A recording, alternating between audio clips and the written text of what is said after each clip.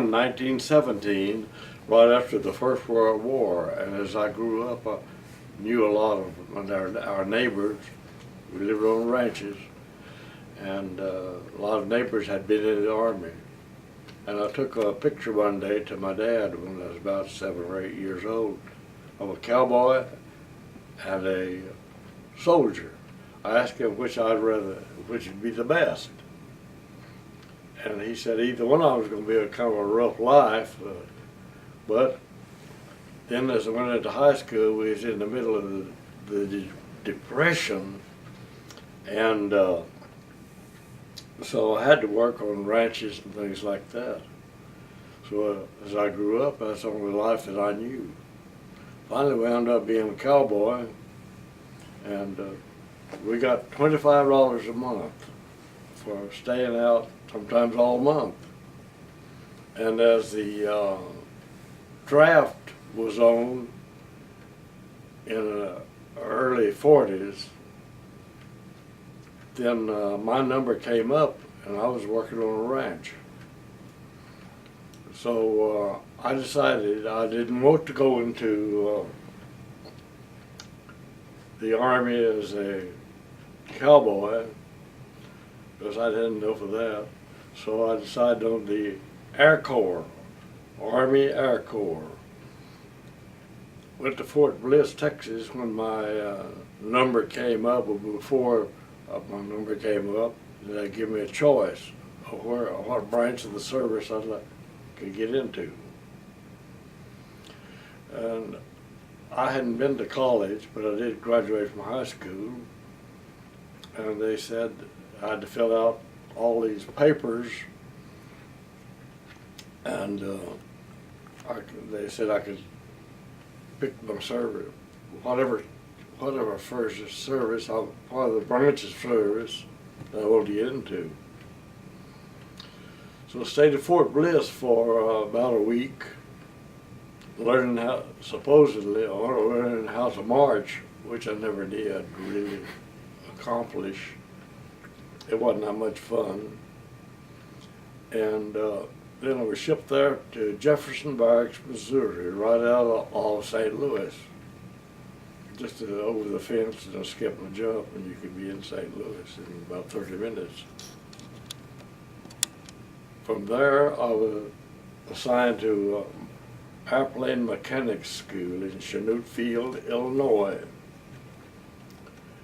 So went up there, and was about halfway through, and Pearl Harbor exploded. And they rushed us up to graduate so we could get into action a little faster, I guess. And I went to, from there, to Pendleton Field, Oregon, which was exciting. And we'd fly around the area, and one time there was, I noticed on the loading list, there was a Colonel LeMay.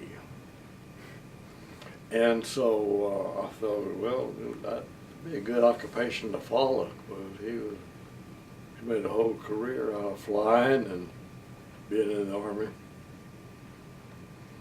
So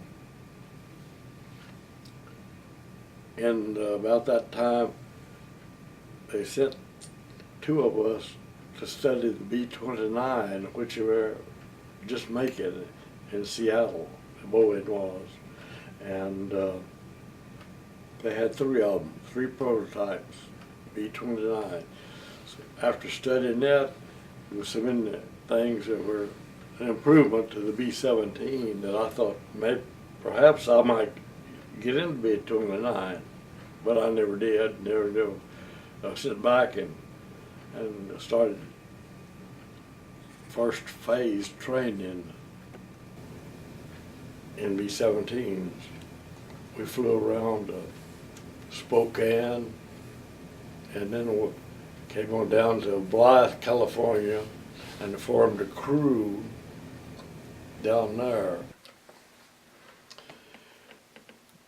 The Third Army was training getting a lot of desert training out of Wyeth, California. And we were training to drop bombs. And there was a lot of confusion, I'm sure, on their part of not understanding the significance of our importance in dropping bombs, soften up the enemy before they could get over there and do their thing.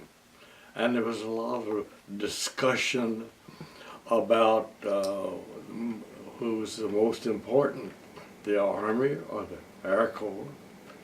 And it led into more serious discussion, and then finally things got out of hand. And the MPs came in there, and they're the people that think they're in control sometimes. And I haven't always had a lot of love for the MPs, but if there's any MPs, I apologize for what trouble I may have caused them. Of course, they moved us on out. They didn't want to keep us too long. I missed some of their training. I was in jail for a fight in the Third Army. I guess it's their major fight. And several of us in the Air Corps thought we was tough. I guess it's the Third Army. Give them a little bit of practice, you see, before they went overseas. And next morning, they hauled us back to the base, the Air Corps base in beautiful downtown. No, it was outside the beautiful downtown of Blythe. And they marched us down the road, and my squadron commander said, "Perkins, I want to see ya." And the guard said, "No, I'm going to take you to your office." Well, I stopped anyway because he had more rank than I do. He was a major or something. And he said, "You're going to be Koenig's engineer, flight engineer." And it was a good time to know all this good news, because all night long I'd been listening to a lot of other crap.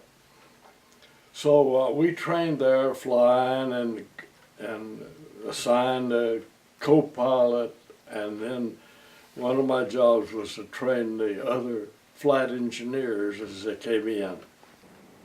From there we went to the beautiful downtown Pio, Texas. And about all we could do was fly there, and we had about 365 days that we could fly. We didn't stay there that long. We stayed there for a while and went through the training, and then we moved up to Puebla, Colorado, and there we would practice air to ground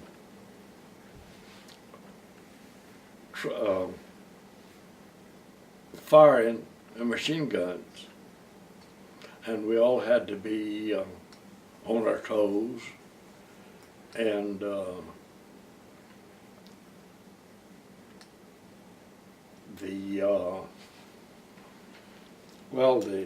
we flew down. We would fly even down into New Mexico, and just put in your flight time, but you had to have at least 4 days a month to draw a fly plane. But we exceeded that. Walter Moran, B-U-R-A-N, was a ball-tight gunner on our crew, and he and I would get around, go to different places together. Well, we were about to find out. We knew we were going overseas, and we wanted to remember these places when we came back. You know, you might settle down in some of these places that were congenial, and you kind of like the atmosphere and all that. And Pueblo, Colorado was a real nice place. Well, until one night, the MP and a policeman found Buran and I in a place where, in a sort of part of Pueblo that they said we weren't allowed. Well, we hadn't seen any signs up or anything like that. So they were pretty aggressive, and Buran was a much calmer person than I was. And so the policeman set him in the Jeep and just slapped his face like that. Well, this kind of irritated me, and I suggested to the policeman if he'd take off the gun, well, I'd give him a wonderful opportunity to slap my face, because I'd need it worse than Buran did. And so he just handed his pistol over to the MP. They were buddies, you know. I'm sure I knew it wasn't no win situation here, but I wanted to get my few words in. And so we went at it, and I was as tough as he was. We went around and around. I had him up against the wall, and I drew back to silence him, and hit the wall, broke a finger. I said, okay, I'll give up for now. And they put us in jail and tried to keep it from the old squadron commander, because next day we were going to come down to Alamogordo, New Mexico, and shoot some targets along the mountainside. So the flight surgeon put me on a cast, and I was able to fire my machine gun and all that. And we got through these training periods pretty well. We kind of knew our job, they hoped. And then they decided it was about time to go overseas. So we went up through Kansas, Salina, Kansas. And that was a dry town. Maybe the whole state of Kansas was dry. I can't remember. And anyhow, we did stay there. It was a very flat country, seemed to me like.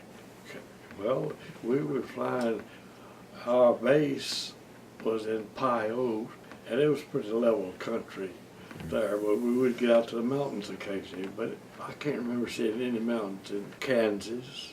Salina was our last stopping point until we got to Bangor, Maine. I remember an incident. I didn't trust the people on the ground, so I filled up that B-17. As much gasoline, as much fuel as it would hold. But anyway, as I was filling up the airplane, I got too much in there. And as we took off, it started spraying back. I said, well, I guess I'm overdone it this time.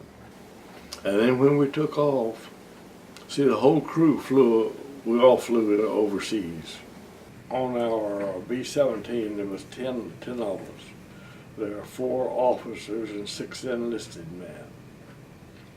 We had up front, where I was a pilot, the co-pilot, the bombardier, and the navigator.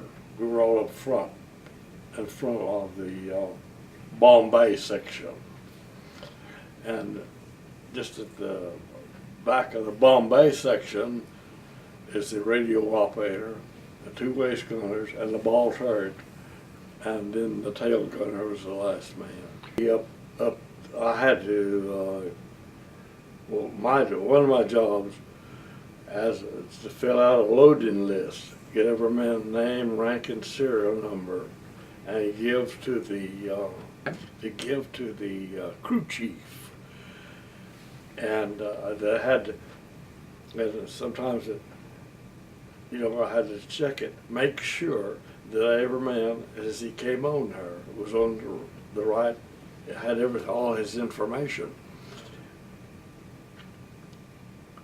And then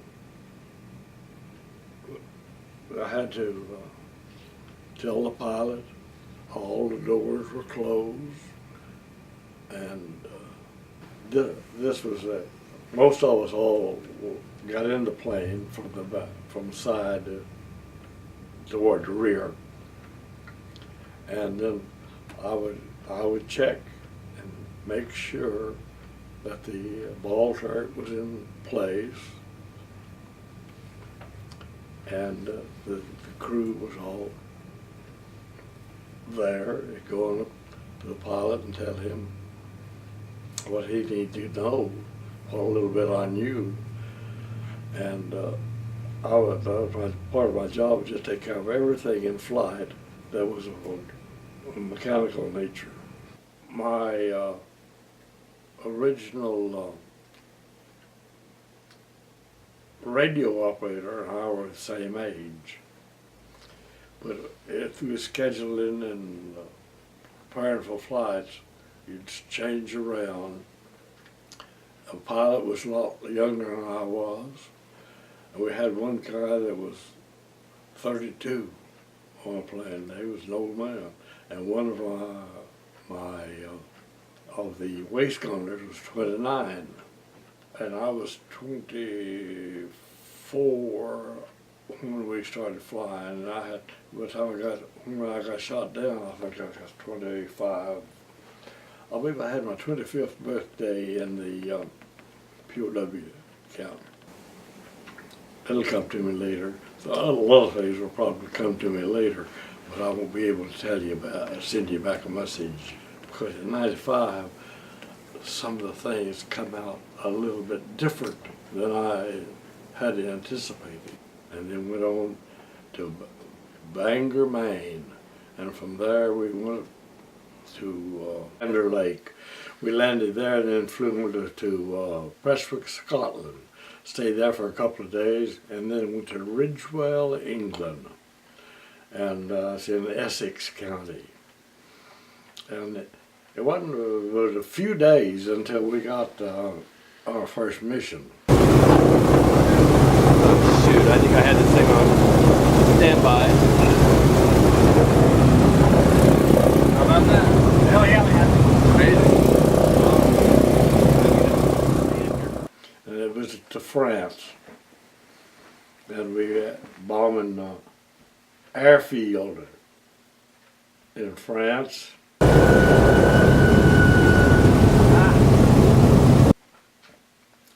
And we got into a little bit of flack.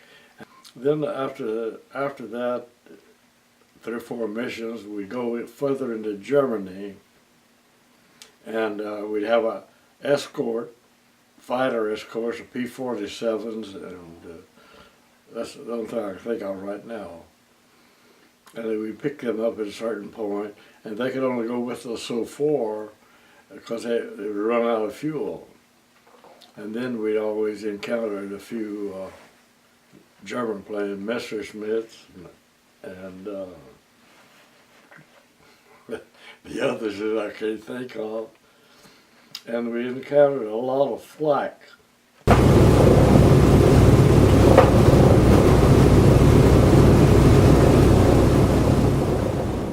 And the fighter planes didn't bother us while we was in the flak, flying over the flak, but it was things got pretty quiet.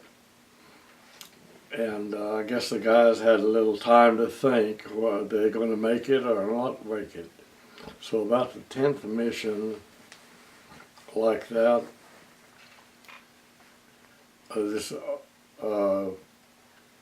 waist gunner that was Jones, he was 29 years old, he said, Perkins, I want to talk to you. I said, okay, what are you going to talk about? He said, I'm going to get killed and I want you to go see my mother. She lives in Moline, Illinois. I looked at it kind of funny and I thought I misunderstood him. He said, I've written her a letter that you'll come and see her. I knew he needed a drink then. I tried to get him on with him on a bicycle, which I'd learned to ride in England. I tried to learn. And he said, no, I don't drink. So I pedaled on off, and a few days later, the other waist gunner was 19. He told me about the same story, except his mother lived in Walton, New York. Said she had 10 kids. Said, I'd like for you to go see her.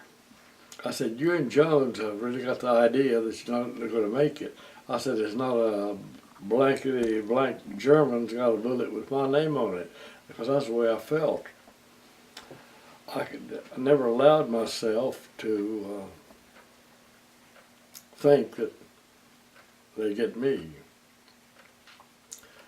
After every mission, they'd take us in to interrogate us. Well, there was always a bunch of guys that wanted to be a hero. We had 18 planes that we put up in one. That was the most we ever put up in one day. And you'd always see somebody.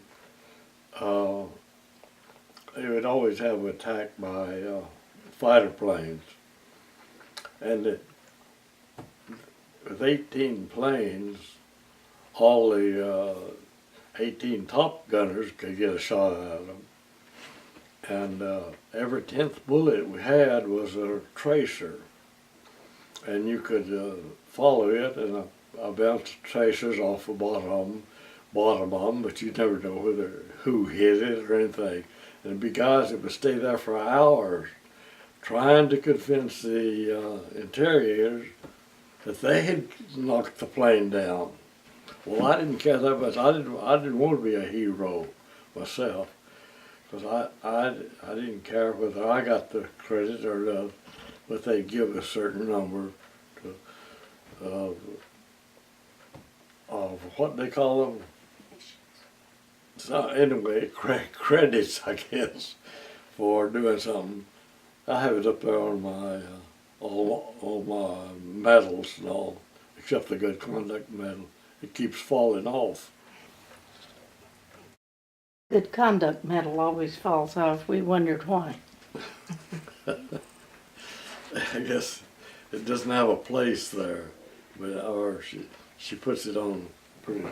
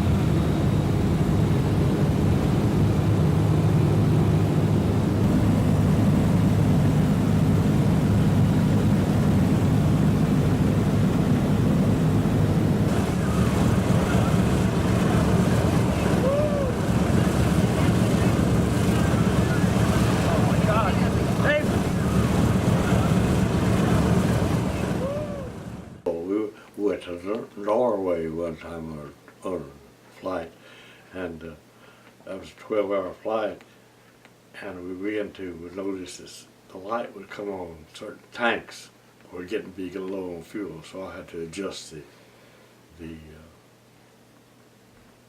fuel from one tank, move from one tank to another. And as a red light would come on, you'd have to make the adjustment. In flight, there wasn't much you could do except you make sure that the props were weren't windmilling, weren't turning. If a propeller was rotating at the high altitudes, of course, it would freeze up immediately and just fall apart. Sometimes they just had pieces would fly off on them. But we had to avoid that. Feathering is stopping the engine and getting the blade adjusted to where it will not catch air and rotate and go around. Because when it does, it gets an enormous speed. It's got going into the wind straight in where it isn't. We were sent to Ridgewell, England, and started flying out of there. Within about 3 months, or less than 3 months, nearly 3 weeks, nearly half of our organization were either prisoners or killed, because it was pretty tough. We got over there in 43, about April or May, I can't remember which. We started flying missions over France, Germany,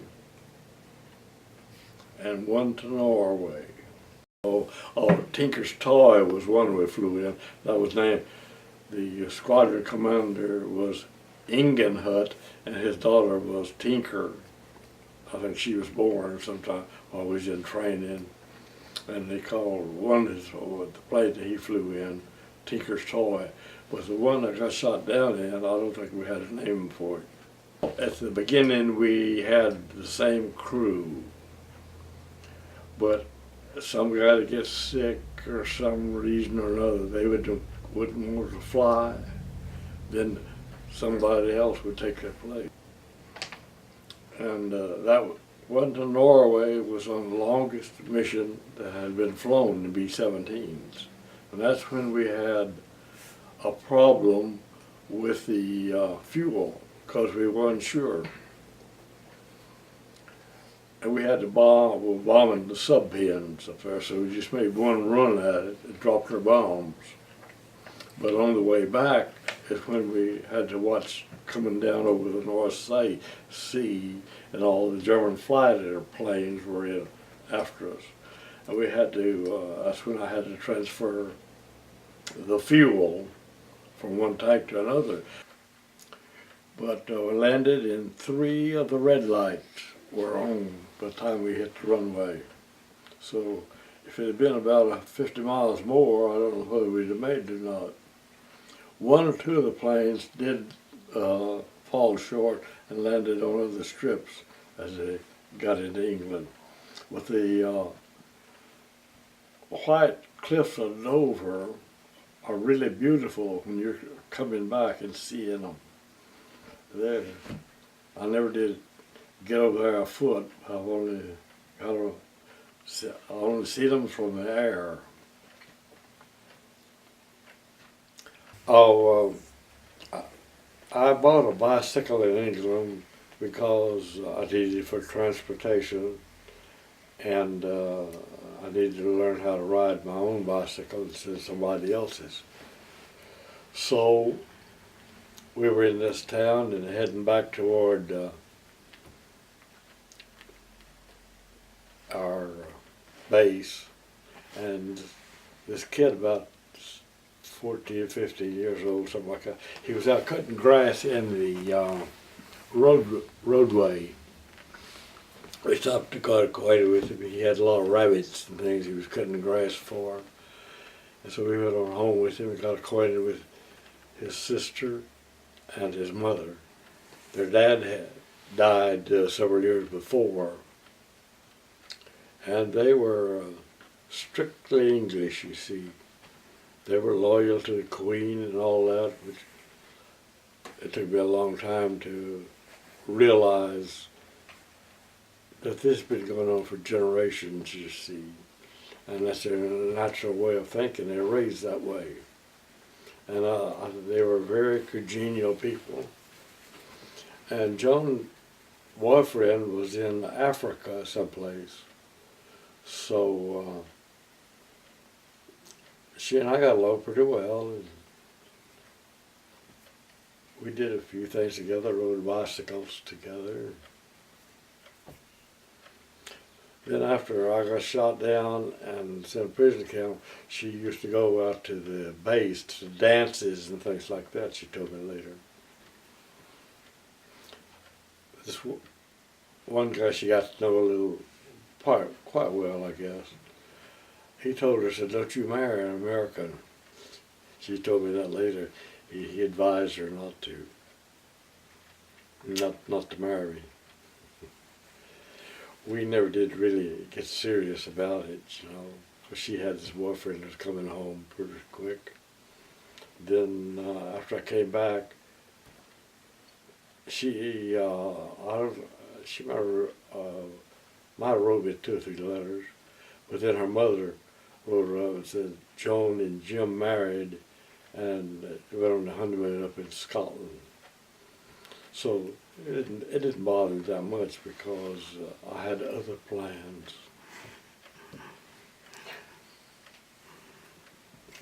And it all worked out real good. We went to see them when we went over in 1980 and stayed at their place. They came over to the States and we've seen them a couple of times. They're real good friend. Jim died a few years ago, but we still stay in contact with Joan. I guess the next exciting thing was on the 19th of August in 1943. We'd have been in combat a little over 2 months. 2/3 of the original crew were either killed or captured. But by then, we had 1/3 of the original people. One plane went out, not one plane, 10 planes went out, and how many came back? And 2 of them came back, 10 men. So on one raid to a ball bearing factory in, I can't remember the name of the town now. But anyway, there were a lot of guns to defend it. But they finally leveled it off. We'd never had on this ball bearing factory, we'd never had a raid on it before. But it was pretty costly. And then the day that I got shot down, the mission had been scrubbed once. And then before we could scatter out, they called it back. And the colonel said, "Yes, milk run to an airfield in Holland. Hills Ryan is the name of the place. The lead navigator hit a dummy airfield, and our bombardier froze open. We were on the bomb run, and they froze open, and then I had to crank them shut. I think we pulled out of formation and was hit.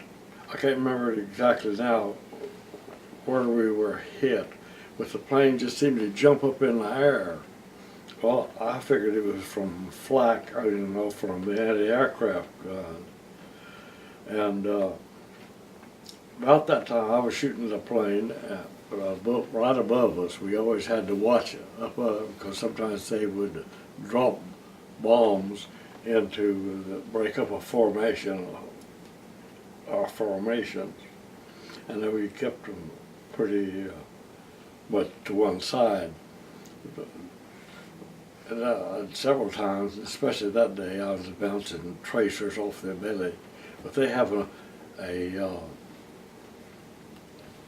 steel bottom. They found out later, you weren't doing much good unless you hit them in a kind of vital spot. But anyway, back to where the day I got shot down.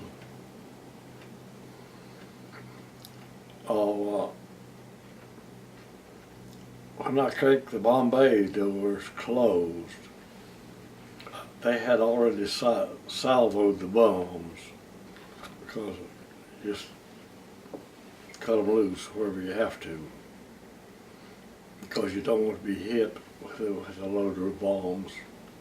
It's so dangerous. So I was cranking up the Bombay doors, and I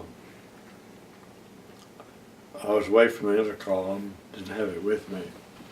And I had to take off my chest pack, parachute, to reach the crank. And then I noticed the cabin was all full of smoke. So as soon as I got the crank, I grabbed a fire extinguisher. And I was about maybe 10 or 15 feet back from my cockpit area. And there was one guy left there, and it was his first mission with us. And he just tried to tell me something when we got a hold shot in, I guess, because it was sure too noisy. Finally, he just waved his hand and jumped out. Well, I went up to the nose to check on the navigator and the bombardier. That's all gone, and the number 3 inline number 3 engine on the right side was on fire, and the smoke was coming out, and the flame was almost over the gas tanks. So I went by and discovered I needed my parachute, so I went and got it and threw it on the hooks, and it got upside down, and that was through the ripcord, the handle on my left hand. I'm naturally right-handed. That was the only concern that I had. I had to train to learn to throw it on my the chest pack is what I wore, and I had no instructions on what to do or how to land that I can remember of. They may have just told you, now watch where you're going to land, which I wasn't doing the day I landed. I looked at the altimeter, and I believe it was 26,000. I got on something here, 24,000. But we had just pulled out of formation when they got hit.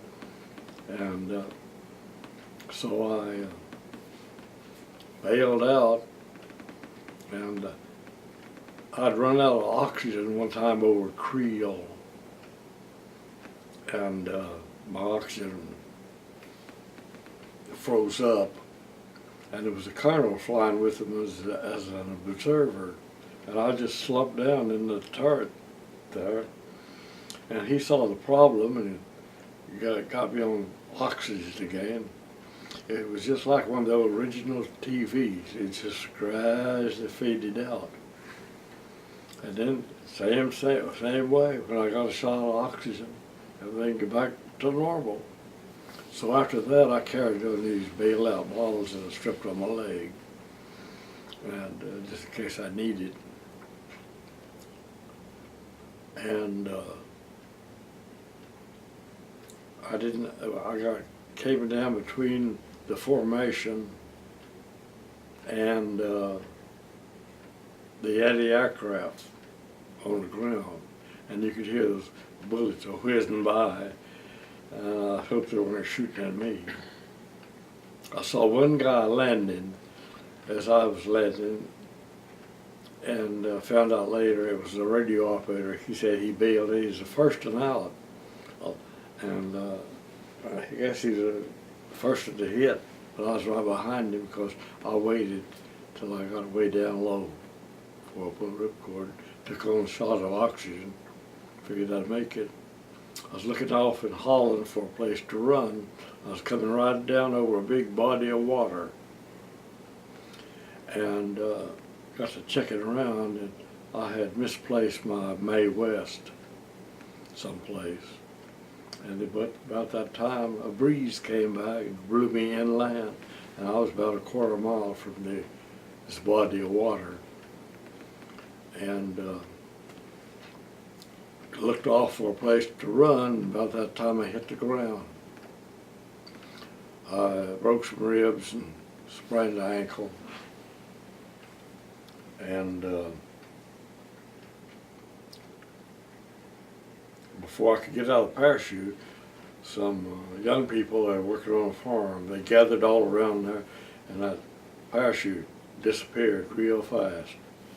They hadn't had any silk in a long time. Pretty soon they started going back to work, stop here and there. Which was there's just one more guy and myself walking along this canal-like deal. Because they have a drainage problem over there. And like in El Paso, we got irrigation. You had to walk for about a half mile to get across one. And it was still daylight at 10 or 11 o'clock. And this guy would left. Nobody invited me home for supper. So I just stayed out there, and after it got a little bit darker, I moved to across the way, and there was a hog pen there. One old hog was in there. Well, I got up fairly close to the pen, and I thought, well, this would be a pretty good place, because they'd never look for an American in a hog pen. I thought maybe. At midnight, two girls came by, and I got their attention. And one of them told me, said, don't go to any of these houses. Said the Germans have been to our house twice. They said there's one American they can't account for. And so I knew not to get on the road, stay away. And I walked about a half a mile, and found a big old field. It had lots of haystacks in it. And I picked out a good looking one there. I thought it'd be real comfortable for the lot of night. And I went in there and kind of made to be in that bed out of straw, and passed off till the next morning. I heard this guy saying, Guten Morgen, Guten Morgen. Well, that was close to Buenos Dias or good morning. So I called him over there, and well, he was just tickled to death to see me. And I told him in my broken English and Spanish I needed some more clothes and some food. I was getting kind of hungry a little bit. And he said, Goot, and stopped up my entrance with hay. And I stayed around there and waited for him like a dummy. I should have got over to the next straw pile. I heard somebody scratching the hay around, and I could just taste the breakfast he's given me. And looked up, and here was a bayonet about that far from my nose, and on the end of a rifle, and there's two German soldiers on the end of the rifle. And one of them said in English, for you, the war is over. Well, I didn't put up much of a fight there. So I went on out with them and crawled out. They had me hold on to a bicycle to get into a field, a hospital-like deal they had there. And they taped up my ankle and ribs, and gave me a bite to eat. And this German captain gave me a bottle of Pilsner beer. I thought it was kind of strange, you know, because I didn't think it was going to be that good to me, you know, give me one of those every day. So I had been in England, and while I observed these English farmers, they go into a pub, and they'll drink for an hour on one bottle. Well, of course, in Americans, we just gulp it down and get another or two. So I enjoyed this one, and it was 38 years later before I'd had another one. But they're pretty good. Used to, on almost every mission that I can remember, you'd see some plane get hit. Sometimes you'd see a bunch of chutes open up, and sometimes you would see one. So one of my crews, no man got out of it, so I can't imagine how come no one got it. It must have exploded with the bombs in it or something. I have no idea. what I did. But none of the crew ever showed up in a prison camp, nor never showed up anyplace with the underground. They used to tell us that if you could be out 36 hours, the underground can pick you up. I had my original radio operator, Tom Moore from Virginia. He got shot down, I guess, 2 days before I did. He stayed with the underground for over a year, and he went through some real hardships. He said if he had to do it over again, he would never join them. They tried to do the best they could, but some of them, and he suffered and died at an early age just from his exposure and all that. Because he had stayed out one whole winter. He's moving him around from one place to another. Kept me around there that evening, and a pickup came by with 4 coffins in it. I knew when I got in, they put me in the back with the coffins. I knew it was my crew. It was just something told me that that's part of my crew. Well, I knew everybody got down the front, so there was 5 in the back. And the radio operator, that was him landing when I would hit the ground. And it had a mean-looking German guard, and he kept a rifle pointed at me. I guess he thought I was running, but I didn't know where I could run. We went into a building, the jail, and he threw 4 big old brown envelopes down. Then he left. Well, I just went through all these, and it was 3 of my crew that had 1 dog tag in it. In each envelope, and 1 didn't have anything. And I knew who it had to be. It was Everett from Walcott, New York. And we had, as we came out to the jail, we unloaded those coffins in Rotterdam Cemetery. And just 3 of them had dog tags. And then they kept me in jail there in Rotterdam that one night, and the next day they put me on a train with the same guard, and we went to Amsterdam. I stayed in Amsterdam about 10 days to be interrogated and they wanted to find out Everett's rank. That was the thing they wanted to find out. He told me that I was Koenig, who was my engineer, a pilot, that I was Koenig's engineer and top turret gunner. They knew as much about me as I knew about myself. And so after about 10 days in Amsterdam, I went up to Frankfurt and stayed in their nice jail there for a few days. And then from there I went into Stalag 7A at Moosburg, right out of Munich. Stayed there, and one night, after about a month, I guess as I shot down, something happened.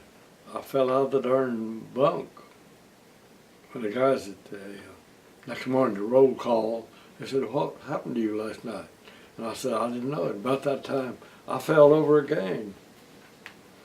Well, I kept having those fits. I just pass out. My hand would get cold, or right arm and hand, come up here and just knock you out. I finally went to a German doctor. He didn't know what he said. This German doctor said, "If you had R&R," and he had explained it to me what it was, because I rotation and rest, I think, and I never had any of that. He said, "You're just over excited and all that stuff, you know." And so this went on for a while, over a year, and then 50 years later, it's determined that I had had a heart attack. I said, if I had one, I've had 50 of them. And they checked me and they said there's scars on your heart that could show that you had all these.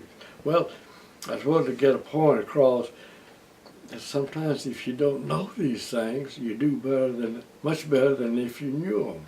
Because when I came back, nobody ever picked it up. I told Lillian after I came back what had happened, and we went to see a big doctor there in Alpine, and he said, I don't know what the problem is. He said, I'll go back into the Army, they give you shots and all that, and I wasn't really ever looking forward to a shot. And so they didn't know. He said to me, if it was in your left arm, it'd be a heart attack maybe, but in your right arm, it wouldn't be.